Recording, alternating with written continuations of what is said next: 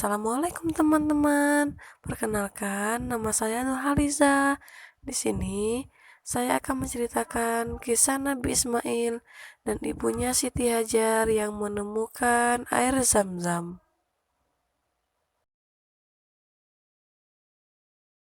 Suatu hari, Nabi Ibrahim alaihissalam ingin sekali memiliki keturunan yang soleh yang beribadah kepada Allah Subhanahu wa Ta'ala dan membantu urusannya.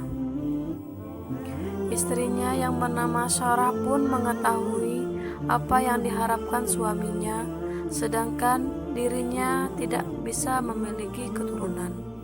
Maka Sarah memberikan budaknya yang bernama Hajar kepada Ibrahim memiliki anak darinya. Selanjutnya Hajar pun hamil dan melahirkan Nabi Ismail yang akan menjadi seorang nabi. Setelah beberapa waktu dari kelahiran Ismail, Allah Subhanahu wa Ta'ala memerintahkan Ibrahim pergi membawa Hajar dan Ismail ke Mekah. Maka Nabi Ibrahim memenuhi perintah itu dan ia pun pergi membawa keduanya ke Mekah di dekat tempat yang nantinya akan dibangunkan Ka'bah. Tidak lama sampai di sana, Nabi Ibrahim meninggalkan Hajar dan Ismail di tempat tersebut dan ingin kembali ke Syam. Ketika Hajar melihat Nabi Ibrahim pulang, maka Hajar segera mengejarkan dan memegang bajunya sambil berkata,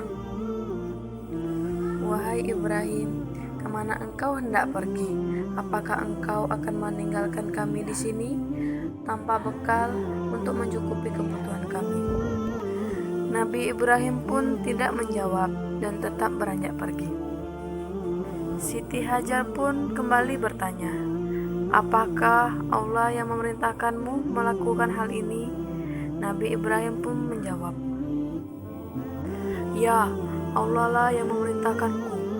Siti Hajar pun kembali berkata, "Kalau begitu, Allah tidak akan membiarkan kami." Mendengar jawaban Siti, Nabi Ibrahim pun akhirnya pergi dari tempat itu. Setelah melewati sebuah bukit hingga tak terlihat oleh Siti Hajar dan anaknya Ismail, ia pun berbalik. Ia pun memandang ke arah Baitullah sembari berdoa meminta kepada Allah agar segala kebutuhan istri dan anaknya senantiasa tercukupi. Nabi Ibrahim kemudian kembali ke negeri Syam untuk menemui istrinya Sarah atas perintah Allah. Di padang pasir yang tandus bernama Mekah itu, Siti Hajar kebingungan mencari sumber air untuk Ismail yang terus menangis karena kehausan. Maka berlarilah Siti Hajar ke sana kemari tanpa arah tujuan. Berkali-kali ia pulang pergi antara Bukit Safa dan Marwah, tetapi tidak didapatkannya setetes air pun.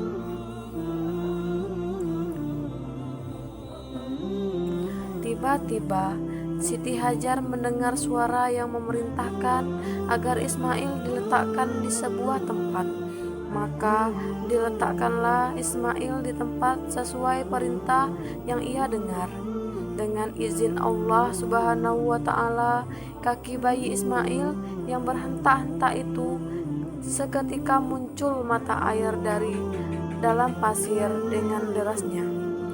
Lalu Siti Hajar pun meminum sepuasnya dari sumber mata air itu, dan Ismail pun berhenti menangis. Tak lama kemudian mata air itu makin melimpah. Air itu Zam-Zam, yang berarti berkumpullah. Maka dengan izin Allah mata air itu mengumpul. Sampai sekarang mata air itu tidak berhenti mengeluarkan air dan dapat kita kenal dengan sebutan air Zam-Zam. Kemudian datanglah suatu rombongan kafilah Arab yang kebetulan sedang kehausan cari-cari. Sampai di kota Mekah, tiba-tiba mereka melihat burung sedang berterbangan di atas suatu bukit. Mereka menduga ada sumber air di tempat burung-burung itu. Dan ternyata dugaan mereka benar.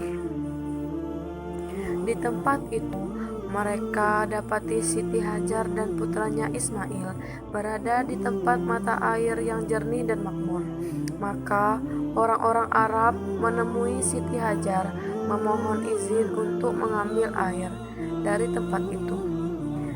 Siti Hajar pun mempersilakan dan minumlah seluruh kafilah itu dengan puas. Setelah sekian lamanya, kemudian Nabi Ibrahim datang ke Mekah untuk menjenguk istri dan anaknya.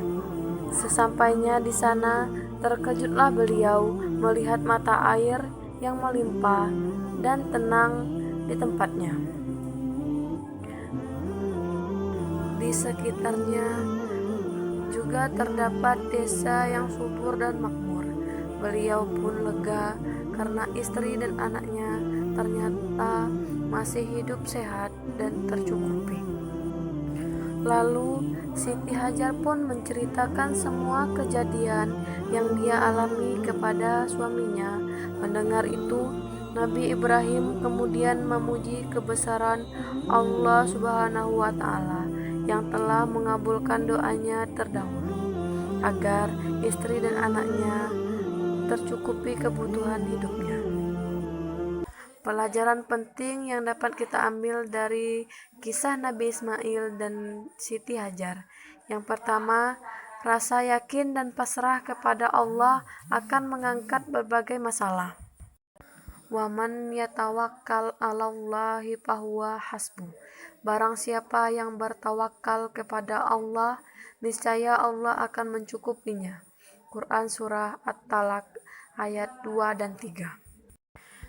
Yang kedua, orang tua dianjurkan menghadapi anak tidak dengan kemarahan dan emosi, mesti dengan kesabaran.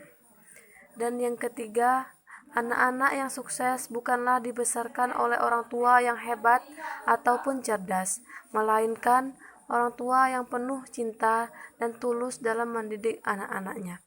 Lihatlah, sebagian besar orang sukses terlahir dari keluarga yatim. Ini mungkin karena anak-anak tumbuh dalam suasana penuh cinta dan tidak pernah melihat kedua orang tuanya bertengkar. Itulah pesan penting dari cerita Nabi Ismail dan ibunya Siti Hajar. Saya akhiri. Wassalamualaikum warahmatullahi wabarakatuh. Moto: sehat, cerdas, ceria.